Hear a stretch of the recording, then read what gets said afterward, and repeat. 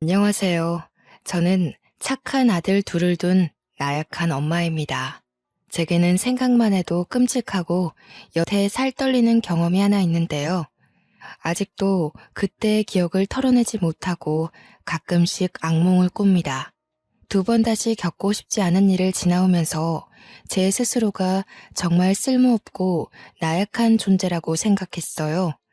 두 아이의 엄마로서 전혀 그 노릇을 못했고 무능하기 짝이 없다고 자책을 많이 했죠. 한때는 엄마의 자격이 없다고 여기며 정말 큰일 날 생각까지 했던 사람입니다.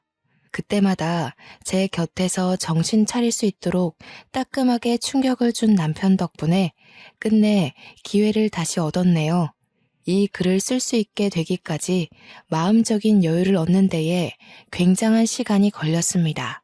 이제는 2년 전의 이야기가 되어버린 저의 끔찍한 과거를 지금 청취자들에게 들려드리고자 합니다.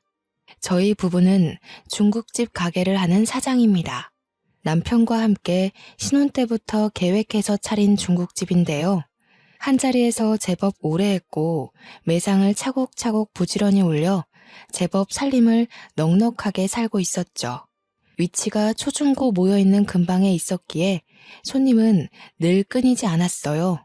학교에서 배달을 시킬 때도 많고 가족 단위의 손님들이 학교 주변에서 외식하면 만만하게 들여다보는 곳이 저희 중국집이었거든요. 특히 입학식과 졸업식엔 아주 난리가 난답니다. 휴일이 없다 보니까 저희 부부는 평일 낮에 조금 한산할 경우가 휴일이나 다름없었어요. 어떨 때는 피곤해서 하루 정도 쉬고 싶기도 합니다. 사람이라면 아무리 돈 잘 버는 장사치라도 놀고 싶잖아요. 드러눕고 싶기도 하고. 그럼에도 저희 부부는 늘 손님들께 파이팅 넘친다는 소리를 많이 들었는데요. 저희가 그렇게 힘내서 매출에 신경을 기울일 수 있었던 건 당연히 사랑스러운 두 아들 덕분이랍니다. 저희 애들은 특히 짜장면을 좋아해요. 아들 둘은 매번 부모님이 짜장면 집을 해서 너무 좋다고 해맑게 얘기를 하더라고요. 아들들이 말하기를 자기들 반에서 저희 부부가 제일 갖고 싶은 부모님으로 소문이 났다지 뭡니까. 아들 친구들이 하나같이 저희 아들을 보고 매일 짜장면을 공짜로 먹을 수 있어서 좋겠다고 그렇게 부러워한대요. 자식들이 저렇게 저희를 자랑스러워하고 좋아하는데 저희가 어떻게 힘이 안 생기겠습니까? 자식들만 보면 없던 힘도 생긴다는 저의 친정 부모님 말이 자식을 낳고 보니까 완전 이해가 되더라고요. 건강하게만 자라줘도 너무 좋은데 저희 부부가 또 하나 복받은 게 뭐냐면요. 저희 아들들은 연년생인데도 싸우지 않고 참 사이가 좋았다는 거예요. 쌍둥이처럼 똑 닮아서 사람들이 볼 때마다 쌍둥이 아니냐고 묻기도 하는데 보통은 형제 자매가 그런 소리를 들으면 서로 기분 상해하지 않습니까? 그런데 저희 아들들은 사람들한테 그런 소리 듣는 걸 되게 좋아하고 즐겼다는 겁니다. 형제 애가 남다르게 좀 강했어요. 한참 친구들 좋아할 시기인데도 둘과의 약속이 우선인 애들이었다니까요. 둘이서 놀 땐 웬만한 사이좋은 딸아이들처럼 매일 붙어 다니면서 얌전히 불록놀이를 한답니다. 부모라면 내 새끼들이 싸우지 말고 사이좋게 지내길 바라잖아요. 솔직히 둘째를 가지고 성별이 남자아이란 걸 알았을 때 내심 첫째와 자주 싸우게 될까봐 걱정했거든요. 그런데 첫째가 둘째한테 먼저 많이 양보하다 보니까 둘째도 자연스레 그걸 배워서 형을 챙기더군요. 저희가 시킨 적도 없는데 알아서 서로를 챙기고 위해주니 얼마나 뿌듯한지 모릅니다. 둘째가 초등학교를 입학하고부터는 첫째랑 둘이서 학교까지 나란히 같이 다니게 되었는데요. 1살 차이라지만 첫째가 워낙 듬직했기 때문에 저와 남편은 얼른 둘째가 학교를 다니길 기다리고 있었습니다. 둘째가 아직 유치원 졸업을 못했을 땐 늘 제가 일을 하다 말고 데리러 갔었거든요. 일이 바쁠 때 항상 아이 하원이 겹쳤는데 남편 혼자 두고 얼른 나갔다 오는 것도 생각보다 곤란한 일이더라고요. 그런데 아들들이 같이 학교를 다니니까 첫째가 알아서 둘째를 데리고 학교를 하는 겁니다. 이마저도 첫째한테 부탁한 일이 아니었어요. 말 그대로 첫째가 알아서 둘째를 챙겨 나오고 있더군요.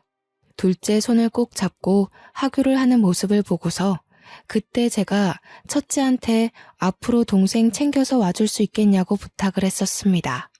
엄마가 이런 부탁해서 미안해. 우리 현중이가 동생 잘 챙겨서 집에 올 수 있지? 엄마 아빠가 너무 바빠서 현수를 못 챙길지도 모르거든. 현중이가 형으로서 한번 책임져 볼래? 그런 건 걱정 마. 현수 마치는 시간이랑 내가 마치는 시간이랑 비슷해서 별로 어렵지 않아. 현수한테도 혹시 먼저 마치게 되면 우리 반에 오라고 했거든. 현수도 알겠대. 우리가 무슨 복이 있어서 이렇게 듬직한 아들들을 낳았을까. 현중이 덕분에 엄마 아빠가 더 힘내서 짜장면 팔 수 있겠다. 고마워 아들. 첫째가 흔쾌히 허락해주는 덕에 저는 남편과 장사에 좀 더 신경을 쓸 수 있었어요. 그리고 저희에겐 이웃이기도 했고 같은 학부모 입장이기도 한 측근 부부가 있었습니다. 저희 가게 옆에 나란히 장난감 가게 하나가 있었어요. 같이 장사하는 입장에서 오다 가다 마주치는 덕에 친해진 이웃들이죠. 그 사람들과는 자녀 학교가 같은지라 학부모 교육이나 모임이 있으면 시간 맞춰 같이 갈 정도로 친했습니다. 유나 엄마, 학교 상담 오늘 윤주 차례지? 우리 아들 순서랑 비슷하게 걸려서 같이 가면 될 것 같은데 시간 괜찮겠어? 그럼요 언니. 나중에 저녁 때쯤 제가 언니 가게 찾아갈게요. 상담 끝나고 차 한잔 할래요?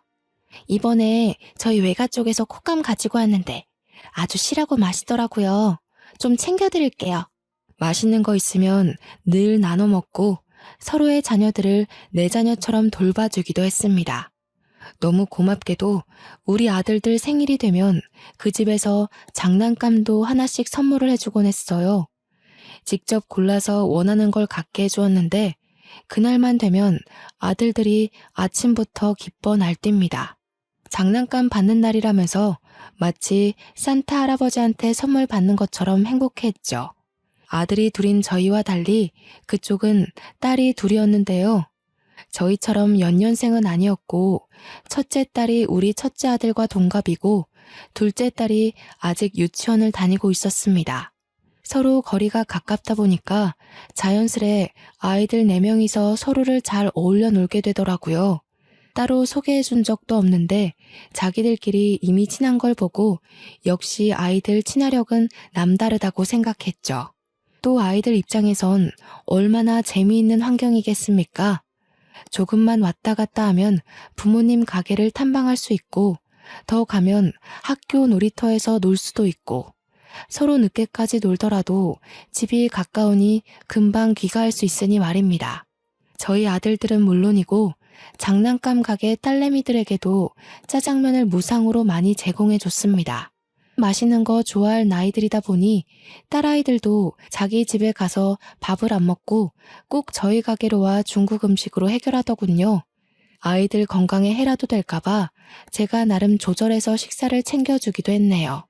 한날은 장난감집 둘째 딸이 짜장면을 먹는데 온 얼굴에 범벅을 해놨더라고요. 어머 유나야. 아이고 세상에 너희 엄마 아빠가 보면 시겁하겠다. 예쁜 옷도 다 버려놨네. 안 되겠다. 이러고 가면 내가 네 엄마한테 욕먹겠어. 이모랑 같이 씻으러 가자. 저는 그대로 아이를 달랑 들어서 2층으로 올라가 샤워까지 시켰습니다. 옷이 다 더러워져서 당장에 갈아입을 옷은 없고 타올로 둘둘 감고 제 외투로 감싸 안아서 장난감 가게까지 뛰어갔던 걸로 기억합니다. 그때 그 집 가게 사모님이랑 얼마나 웃어댔는지 몰라요. 그 집에서 고맙다고 말하다가도 자기 딸내미 몰골을 보면서 귀엽다고 엄청 사진을 찍었습니다. 지나고 생각해보니 그 당시 참 즐겁고 평화로운 날들을 보냈었네요. 아이들 넷은 주로 학교 앞 놀이터에서 놀곤 했습니다. 아무래도 놀거리가 가장 많은 곳은 놀이터이지 않습니까? 놀이터는 저희 가게에서 횡단보도 하나만 건너면 바로 있어요. 항상 시간과 약속을 잘 지키면서 놀던 아이들이기에 부모 되는 저희 입장에서 걱정이 좀 덜했던 것 같습니다. 정해진 시간까지 놀고 와서 저희 집에서 같이 밥 먹고 해산하는 게 아이들의 패턴이었죠. 둘째들은 휴대폰이 없었지만 첫째 2명은 휴대폰을 가지고 있었기에 연락이 가능하다는 점에서 어른들이 조금 더 안도했습니다. 그랬기 때문에 아이들에겐 늘 문제가 없었고 매일 같은 일상이라 그날의 실수는 더더욱 상상하지 못했어요. 지금도 당시만 생각하면 그렇게 심장이 떨립니다. 이날 제 목숨이 끊어진 것과 다름이 없는 일이 발생한 것인데요. 한날 장난감 가게 부부를 저희 중국집으로 초대해서 브레이크 타임에 같이 담소를 나누고 있던 적이 있었습니다. 한참 놀고 있어야 할 아이들이 갑자기 허둥지둥 소리를 지르며 들이닥치는 겁니다. 엄마, 아빠, 어떤 아저씨들이 현수 잡아갔어요. 문방구에 유나 젤리 산다고 같이 갔다가 유나가 울면서 혼자 돌아왔는데 현수가 잡혀갔다고 그랬어요. 원래 유나를 데려가려고 했는데 현수가 구해주다가 현수가 잡혀갔대. 우리가 다 같이 가봤는데 이미 현수가 없어져서 못 찾았어. 아이들이 서로 큰 소리로 자기의 의견부터 앞세우고 옆에서 유나까지 오느라 뭐라고 얘기를 하는지 다들 처음엔 바로 알아듣지 못했습니다. 응? 뭐라고? 한 사람씩 얘기해봐. 뭐 재미난 일 있었던 거야? 다들 얼굴에 땀이 장난 아니네. 오늘 단체로 목욕시켜야겠어. 이때만 해도 다들 남편 말에 하하호호 웃기만 했던 걸로 기억합니다. 그런데 엄마라면 자식이 잘못된 상황에 대한 촉이란 게 있잖아요. 그 난잡하고 정신없는 상황에서 제 온몸의 털이 바짝 솟는 겁니다. 남편을 포함해서 장난감 가게 부부들도 아이들을 우선 진정시키는 데에 신경을 기울인 반면 저는 가게를 당장 박차고 나갔습니다. 중구난방한 아이들의 주장에서 제 둘째 아들의 위험한 신호를 알아들었거든요. 제가 가장 먼저 가게를 뛰쳐나왔고 뒤늦게 아이들에게서 상황을 제대로 듣고 따라 나온 남편과 장난감 가게 부부가 시겁하며 같이 뛰었습니다. 저희들 모두는 우리 첫째가 알려주는 곳으로 정신없이 달려갔어요. 그러니까 아이들 말은 골목 쪽에서 차 한 대가 나타났고 원래는 유나를 데려가려 했는데 같이 있던 제 둘째 아들이 그걸 말리다가 아저씨 다리를 깨물었고 그것에 화난 아저씨가 유나를 버리고 제 아들을 잡아갔다. 그렇게 설명을 해주었습니다. 그 말을 듣는데 순간 머릿속이 새하얘지는 게 아니겠어요? 다리에 힘이 풀리고 심장이 내려앉아 정신을 차릴 수가 없더라고요. 어떡해 여보, 우리 현수 어떡해. 잘못된 거 아니야? 이게 대체 무슨 일인 거야. 빨리 찾아야 돼. 이러고 있을 시간 없어. 경찰 불러 얼른. 남편도 사태의 심각성에 놀란 듯 했지만 제가 정신없이 우니까 일단 저를 진정시키려 하더군요. 저는 애꿎은 남편을 붙잡고서 다 필요 없으니까 당장 경찰한테 전화 좀 해달라고 소리만 질렀습니다. 옆에서 장난감 가게 부부가 대신 신고를 해주었고 얼마 뒤 경찰이 우리를 태우러 왔어요. 경찰과 함께 확인한 놀이터 근방 CCTV에는 검정색 차는 잡히지만 담장에 가려 아이들의 모습은 보이지 않았습니다. 안타깝게도 차가 다닐 수 있는 골목임에도 불구하고 사각지대였던 겁니다. 경찰이 곤란해하는 눈짓을 보곤 정말 실신할 정도로 정신을 놓을 것 같았네요. 저희가 다 같이 경찰서로 오는 바람에 어쩔 수 없이 아이들도 같이 데려왔는데요. 경찰이 유일하게 목격자인 아이들에게 현장을 한 번 더 물어보는 겁니다. 그런데 또 문제는 정작 어느 정도 판단력이 있는 첫째들은 어린 유나한테 얘기를 전해 들은 거였단 거지요. 우리 아들을 데려간 아저씨들을 본 사람은 고작 6살인 유나밖에 없었다는 거예요. 어린 아이의 말은 신빙성이 없지만 그래도 경찰이 유나한테 조심스레 물었습니다. 그러나 그 일 이후로 지레 겁을 먹은 유나는 부모 뒤에 숨기만 할 뿐 어떤 얘기도 해주지 않았습니다. 가슴이 미어 터질 것처럼 불안하던 저는 결국 어린아이한테 몹쓸 짓을 해버렸는데요. 다짜고짜 유나를 붙들고 무섭게 다그치고 말았습니다. 말해 유나야, 네가 봤잖아. 우리 현수 데려간 아저씨들 너밖에 안 봤잖아. 네가 말해야 현수를 찾을 수가 있어. 현수 엄마, 왜 이래요? 우리 유나도 많이 놀라서 시간이 필요하단 말이에요. 불안한 건 알겠는데 그래도 아이한테 이러는 건 아니죠. 유나한테 시간이 필요할진 몰라도 내 아들한텐 시간이 없다고요. 우리 현수가 유나 구하다가 그렇게 됐다잖아요. 다른 사람도 아니고 유나 엄마가 이렇게 나오면 안 되죠. 상황이 참 엉뚱하게 흘러가 버렸는데요. 항상 친구처럼 지냈던 유나 엄마랑 결국 싸움을 벌이고 말았지 뭡니까. 어른들이 목소리 높여서 다투다 보니까 유나는 또 큰 울음을 터뜨렸고, 경찰은 그런 유나한테서 더 이상 목격자 진술은 어렵다고 판단을 해버렸습니다. 당시에는 유나의 진술이 무엇보다 큰 희망이었는데 그것마저 가망이 없게 되자 저는 절망하고 말았는데요. 경찰들한테 무릎을 꿇고 사정을 하면서 제발 우리 아들 좀 찾아달라고 부탁을 했습니다.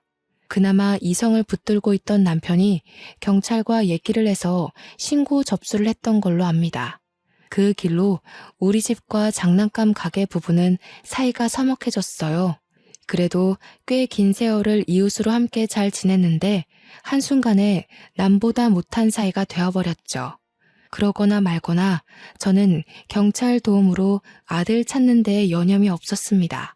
장사는 해야 했기에 남편만 정신 바짝 차려 일을 했고 저는 길거리를 돌아다니며 전단지를 뿌려 방송국도 찾아가 할 수 있는 모든 걸 다 시도하며 아들 찾기에만 온 에너지를 쏟았습니다.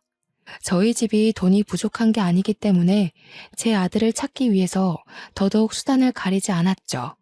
그러면서도 하원하고 돌아오는 유나를 기다렸다가 유나를 붙잡고 계속해서 그날의 진위를 물었습니다. 유나야, 아직도 말해줄 생각이 없는 거니? 우리 현수는 너 구하려다가 사라졌는데 너는 뭐가 그렇게 무서워서 입을 꾹 닫고 있는 거야? 이모가 불쌍하지도 않아? 유나가 기억나는 거 조금만 얘기해줘도 현수 오빠 찾을 수 있어. 응? 그만하세요, 아줌마. 저희 엄마가 아줌마 만나서 얘기하지 말라고 그랬어요. 제 동생 그날 이후로 잠도 제대로 못 자요. 엄마가 최대한 그날을 잊는 게 좋다고 저보고도 얘기하지 말라고 했어요. 뭐? 지금 너희들은 다 무사하다고 이렇게 모른 척하는 거야? 우리 현수가 유나를 무슨 마음으로 구했는데 어떻게 우리한테 이럴 수가 있어? 유나가 잠을 제대로 못 잔다고? 그럼 우리 현수는, 집에도 못 오고 있는 우리 현수는 얼마나 무섭겠어.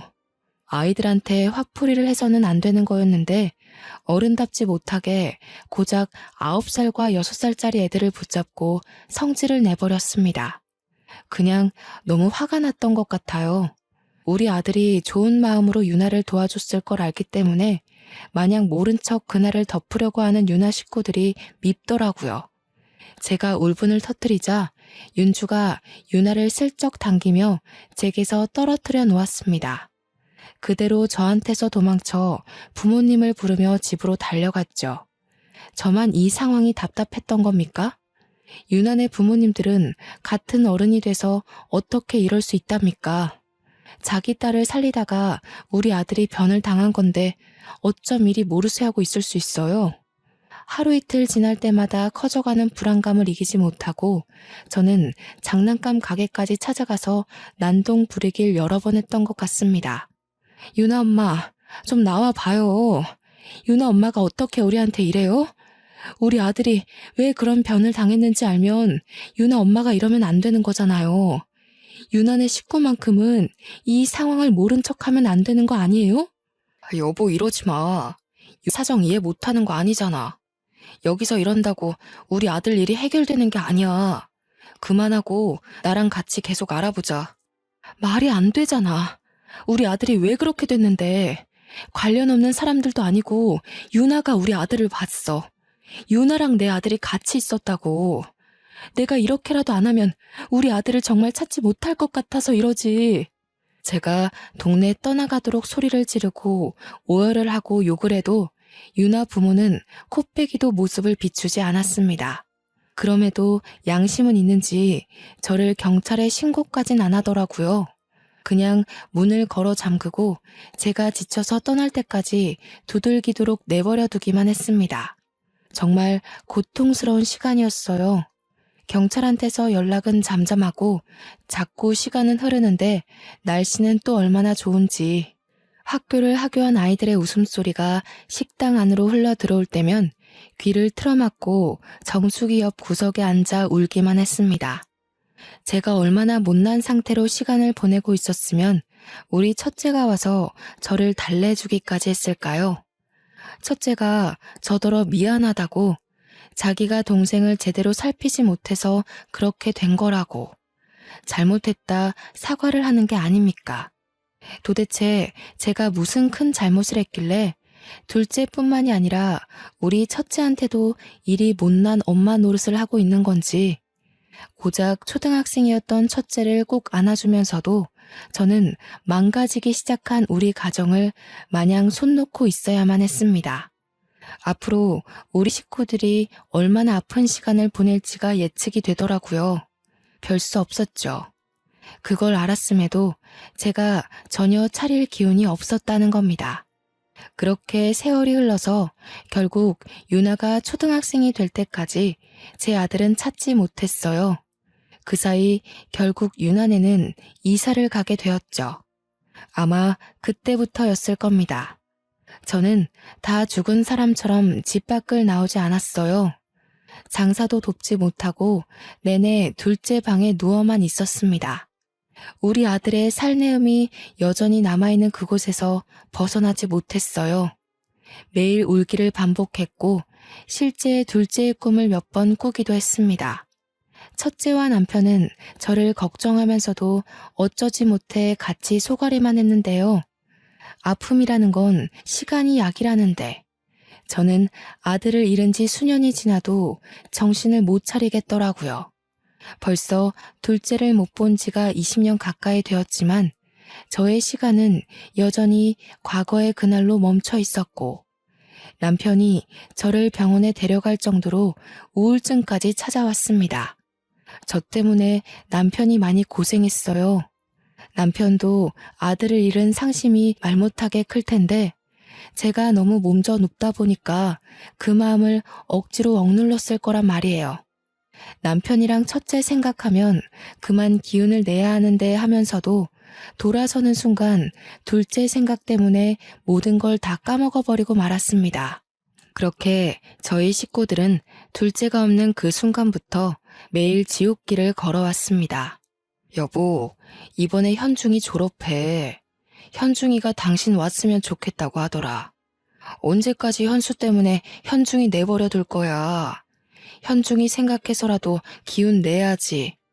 제 시간은 둘째가 8살인 그때로 멈춰 있는데 어느새 첫째는 대학을 졸업하는 나이가 돼버렸더라고요. 제가 살펴보지 못한 사이에 첫째는 벌써 의대 졸업을 앞둔 장학생이 되어 있었습니다. 시간이 벌써 그렇게 흘러버렸다는 걸 정말 몰랐어요. 그런데도 왜 나는 여태 둘째를 찾지 못했을까? 내겐 그렇게 수많은 날들이 있었고 기회가 많았는데 왜 무력했을까?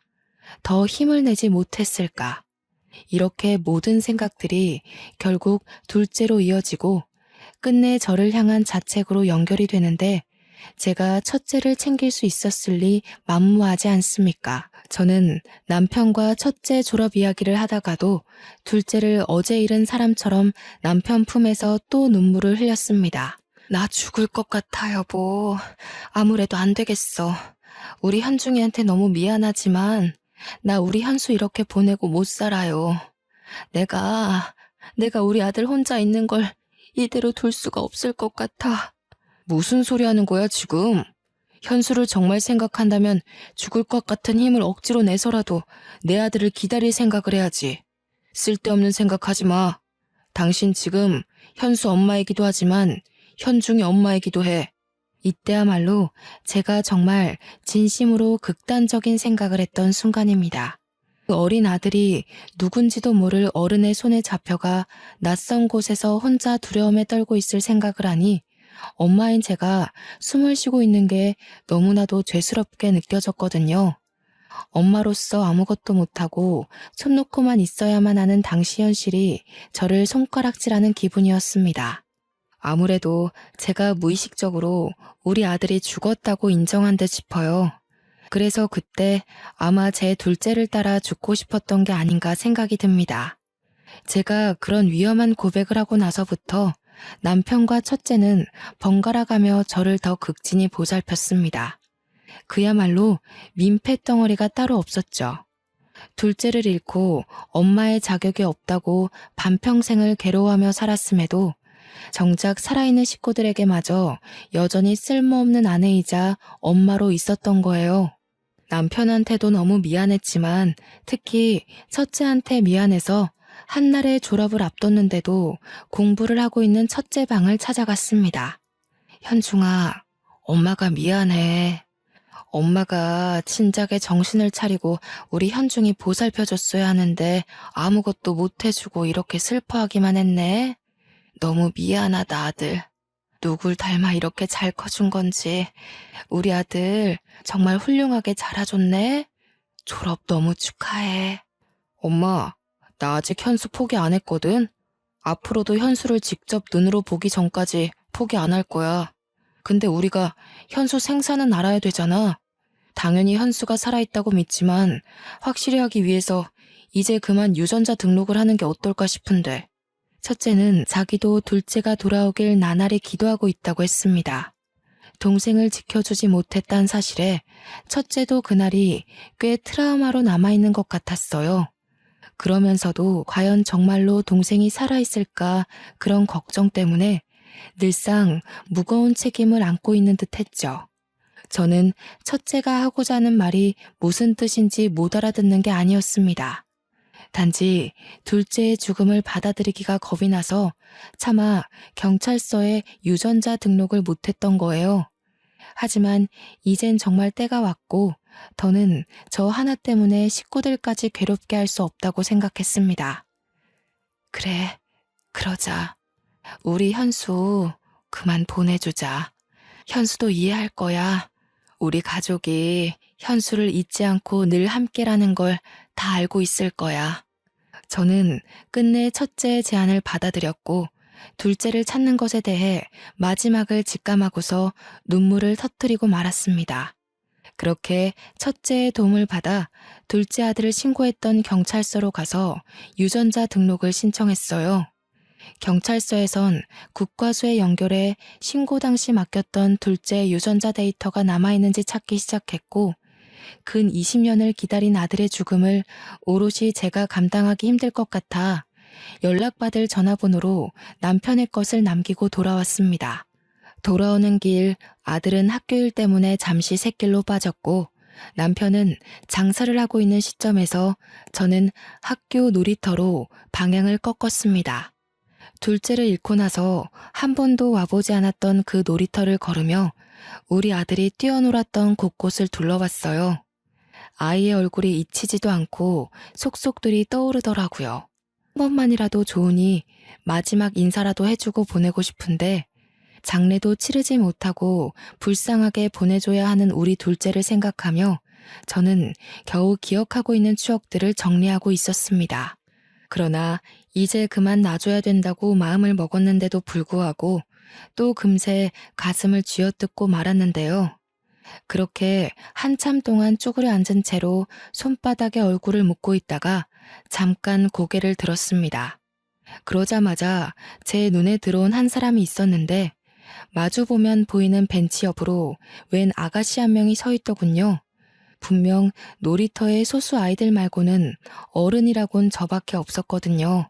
아가씨가 제 눈에 들어온 이유는 다름 아닌 아가씨가 저를 보고 있었기 때문이었어요. 우연한 눈맞춤이라고 치부하기엔 아가씨의 눈길이 꽤 끈질기게 제게 붙어 있었습니다. 처음에는 제가 너무 뜬금없이 울고 있어서 이상하게 보는 건가 싶었어요. 그래서 오히려 마음을 추스르며 앉은 자리에서 일어났죠. 눈길을 돌리며 눈마국을 정리했습니다. 그런데 슬쩍 다시 본 아가씨 또한 저처럼 울기라도 했는지 눈가를 훔치면서 돌아서더라고요. 그냥 그러려니 생각하며 넘길 수 있는 일이라고 볼 수도 있으나 그때의 제 느낌은 좀 달랐습니다. 제 기분상 아가씨가 분명 저를 알고 있는 사람 같았고 그게 마치 제 사정 또한 알고 있다는 걸로 느껴졌어요. 그러니까 꼭 우리 둘째의 사고를 같이 슬퍼하는 것처럼 보였다는 거죠. 그 생각이 들자마자 떠오른 한 사람이 있었는데요. 바로 유나라는 아이였습니다. 유나는 우리 둘째보다 2살이 어렸으니까 아마 저 여자처럼 아가씨가 다 되었을 겁니다. 저는 뒤늦게 일어나 급히 아가씨가 사라진 도로 쪽으로 달렸는데요. 이미 인파 속으로 묻힌 아가씨의 흔적은 찾을 수 없는 지경이 되어버렸습니다. 과연 그 아가씨가 정말로 유나였을까요? 그날의 기억은 아직까지도 의문으로 남는 일이네요. 국과수에서 연락 주기로 한 당일이 되었을 때 저는 마지막으로 둘째 아들의 이불을 개면서 짐을 하나씩 정리하고 있었습니다. 그런데 다짜고짜 남편이 문 부서질 듯 활짝 열고서 급히 뛰어들어오는 거 아니겠습니까? 그러면서 하는 말이 유전자 검사 의뢰한 거 경찰한테서 연락이 왔다고 하는 겁니다. 남편이 제 손을 꼭 잡고 눈물을 보이면서 하는 말에 저는 또 한 번 머릿속이 텅 비워져 버렸습니다. 여보, 현수가 살아있대. 경찰이 지금 위치 파악 중이야. 어떻게 이럴 수가 있지? 우리 현수가 정말 장하게 버텨준 거야. 거 봐. 우리 아들 살아있을 거라고 했잖아. 이제 다 끝났어. 여보, 더 이상 마음고생 안 해도 돼. 정말 고생했어. 남편의 말을 듣는데 지금 제가 꿈을 꾸고 있는 건지 판가름하기까지 오래 걸렸습니다. 남편이 울면서 저를 품에 안아주었을 때야 저는 모든 사실을 실감했죠. 그게 정말이야? 정말 우리 아들이 살아있대? 어디? 7위 때. 당장 가봐야겠어. 여보, 나 좀 아들한테 데려다줘. 경찰이 연락 줄 거야. 아마 하루 정도는 걸릴 거라고 했어. 이제 막 추적 들어갔다고 찾는 건 지금부터래. 아마 살아있을 가능성이 크다고 했어. 남편 말대로 둘째를 찾은 뒤에 연락을 주겠다던 경찰은 하루가 지나서 다음날 아침에 전화를 해주었습니다. 진작에 일정을 정리해 놓았던 저희 가족은 모두 경찰서로 정신없이 갔어요. 경찰이 안내해 준 곳으로 따라갔더니 웬 청년이 하나 앉아 있었는데요. 좀 꾀지지하긴 했으나 우리 둘째가 맞다는 걸 단번에 알아봤지 뭡니까. 너무 많이 커버렸지만 제가 바로 알아볼 수 있었던 이유는 바로 첫째와 쌍둥이처럼 똑 닮은 얼굴 때문이었습니다. 현수야, 아이고 감사합니다. 하느님 너무 감사합니다. 우리 현수 고생 많이 했지. 엄마가 늦게 찾아서 미안해. 이렇게 살아있는 줄도 모르고 엄마가 더 노력하지 못했어. 고맙다. 있어줘서 고마워. 그때부터 저는 정신없이 울면서 우리 둘째 얼굴을 만지느라 주변 기억들은 좀 흐릿합니다. 둘째를 안아주면서도 이게 현실이 맞나 싶어서 몇 번이나 아들을 주물럭거렸어요. 남편과 첫째와도 인사를 나누는 둘째를 놓지 못하고 내내 붙잡고 있었습니다. 둘째가 제게 엄마라고 불러주는 말을 듣고 나서야 이 모든 것이 현실이라는 걸 제대로 받아들였던 것 같네요. 저희 식구들은 둘째의 이야기를 듣기까지 가족 간의 상봉을 실감하느라 좀 오래 걸렸습니다. 도대체 어떻게 지냈던 거야? 이렇게 멀쩡히 살아있었으면서 왜 우리를 찾아오지 못했어? 어디 멀리 가서 있었던 거니? 너를 찾으려고 방방곡곡을 돌고 방송까지 냈는데도 못 찾았는데 그럴 만한 이유가 있었던 거야? 몰라. 살았는지도 모르겠고 집에 어딘지도 기억이 잘 안 나고 그냥 깡패 아저씨들이 도망가면 가만 안 둔다고 해서 시키는 대로 있었어. 듣고 보니 둘째는 잡혀가자마자 웬 껌파리로 구걸을 하면서 사람들한테 돈을 받아 바치는 일을 했다고 합니다. 질이 나쁜 아저씨들이라 너무 무서워서 감히 탈출할 생각도 못했고 자기 말고도 다른 어린애들이 많았다고 해요.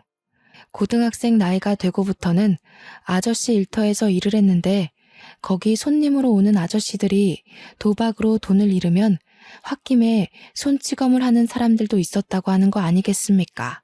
그 소리를 듣는데 얼마나 억장이 무너지던지. 아들 손을 잡고 있는 내내 두 손이 우리 남편 손보다 거칠어서 한참 문질렀던 것 같아요. 심지어 둘째는 이름도 바뀌어 있었습니다. 그래서 저희랑 경찰이 더 찾지 못했던 거였어요. 그래도 유전자 검사 덕분에 둘째 신원이 밝혀졌고 그 바람에 둘째가 있었다던 도박장이 다 털렸다고 해요. 형사가 들이닥쳐서 거기 도박쟁이들이 죄다 잡혀온 걸로 알고 있습니다. 얼마나 고생을 했으면 애가 이렇게 삐쩍 말랐을까. 어디 아픈 데는 없니? 그동안 많이 힘들었지. 이젠 아무 걱정하지 마. 엄마가 다 해결해 줄게. 저를 잊었을 거라고 생각했어요. 찾지 않길래 원망도 했지만 제가 이름까지 바뀌어 버렸으니까 못 찾을 수도 있겠구나 하면서 이해도 되고, 또 살다 보니까 원래 이렇게 사는 게 익숙하기도 했던 것 같고. 그럴 리가 있겠어? 네가 우리 식구한테 얼마나 소중한 가족인데. 엄마 아빠가 정말 노력 많이 했어. 너가 없고 나서부터 하루도 편하게 지낸 날이 없다고. 나도 내 선에서 너 찾으려고 많이 알아보기도 했고, 그 노력이 부족했을 수도 있지만 절대 잊어버린 게 아니라는 것만 알아줘.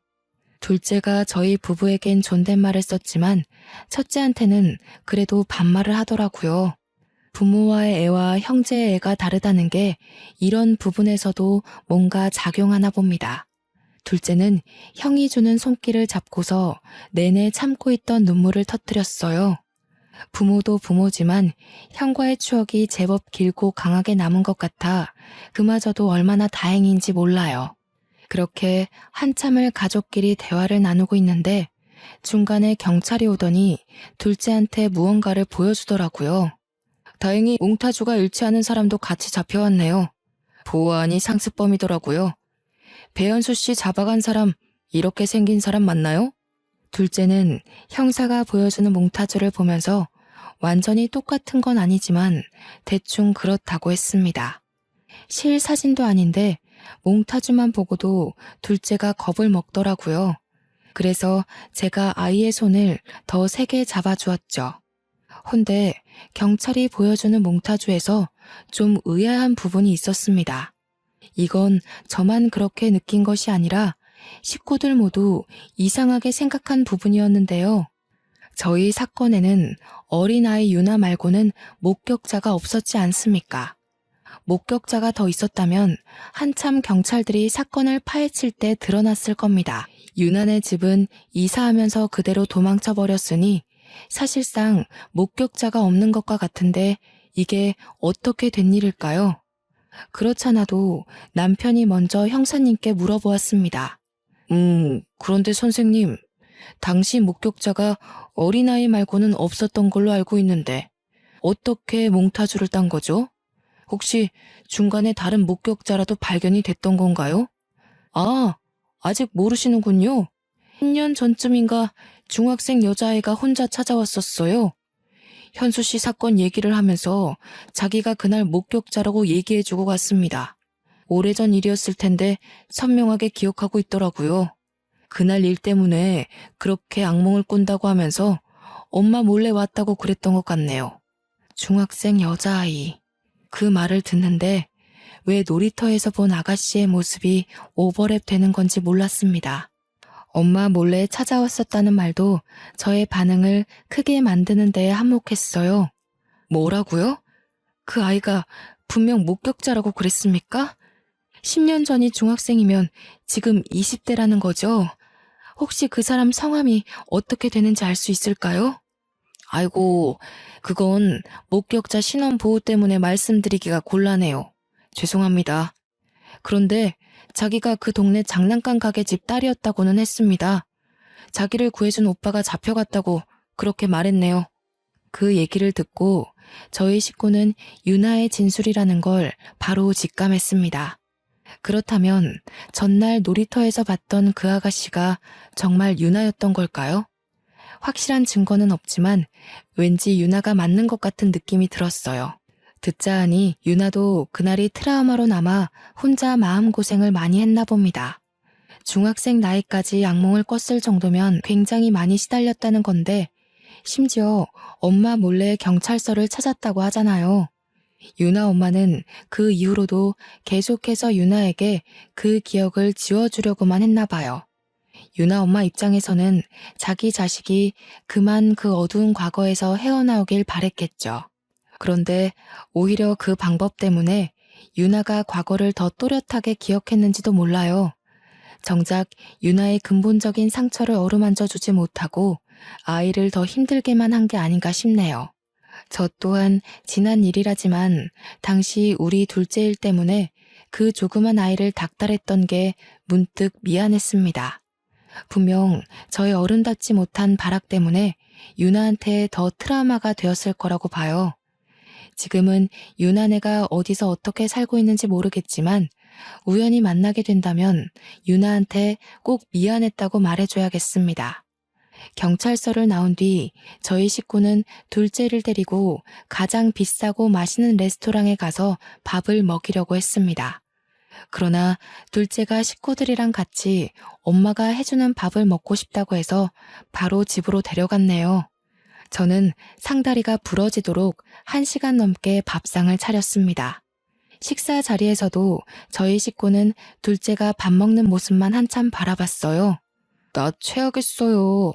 빨리 밥들 먹어요. 나도 울고 싶은 거 엄청 참고 있거든요. 그러니까 이제부터 그만 울기야. 지금까지 서로 얼마나 많이 울었겠어요. 만나서까지 울지 말아요, 우리. 이제 서로 웃기만 해요. 그래, 그러자. 그래도 이 말은 꼭 해주고 싶네. 이렇게 잘 버텨줘서 너무 고맙다. 앞으로 하고 싶은 일, 사고 싶은 거 있으면 형한테 말해. 형이 다 해줄게. 누구보다 힘들었을 우리 둘째가 앞으로 사회에 정상적으로 재기할 수 있도록 저희 식구는 지원을 아끼지 않을 생각입니다. 저는 아직도 이게 꿈인지 생시인지 가끔 몰라서 자다가 새벽에 일어나 둘째 방문을 열어봐요. 벌써 이 일이 2년 전이 되었음에도 한번 둘째와 못해봤던 추억들을 나누려면 또 다른 의미로 정신이 없을 것 같습니다. 그렇게 지내다 보면 자연스레 저의 불안한 증세도 많이 완화되겠죠. 기적처럼 제 품으로 돌아와준 우리 아들의 이야기를 쓰면서 과연 제가 글을 잘 마무리할 수 있을까 싶었는데 벌써 마지막 인사를 할 차례네요. 이곳에 제 아픔을 풀기까지 오랜 시간이 걸렸다고 말씀드렸는데요. 나름 여기다 정리를 해보니까 지난날보다 제가 많이 안정되었다는 걸 느꼈습니다. 좋네요. 이런 기회를 통해 제 안에 있던 온전한 트라우마를 꺼내놓은 기분이에요. 너무 감사한 시간들이었고 꼭 아픈 사연이 아닌 기가 막히게 행복한 사연들도 여기다 써보고 싶은 마음입니다. 이런 좋은 기회가 존재하는 것도 다 감상해주는 청취자분들이 존재하기 때문이겠죠. 청취자분들의 관심 덕분에 저뿐만 아니라 모든 사연자들이 치유를 받고 가는 게 아닌가 싶습니다. 오늘도 역시 또 하나의 사연을 경청하여 들어주셔서 감사하고요. 하시는 일 늘 번창하시기를 바라겠습니다. 그럼 이만 인사드릴게요.